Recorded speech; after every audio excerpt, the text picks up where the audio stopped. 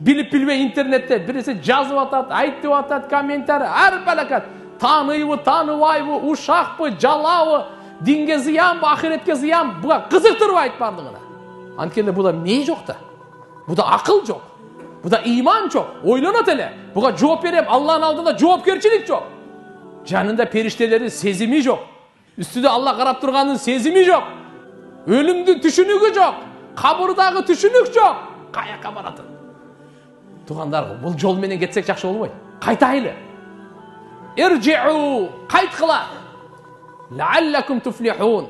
Мүмкүн силер бактылуу болуп каласыңар, азыр мүмкүнчүлүк бар кайтканга. Шанс бар, эмне үчүн? Силерде жашоо бар. Денеңерде жан бар. Денеңерде жан чыгып кетсе, бияка келбейт элек. Бу сөздү сүйлөбөйт элек. Бу сөздү укпайт элек. Аллага райымдуулугу бул дагы. Алла Таала кээде кичине өмүр берип, мүмкүнчүлүк берет.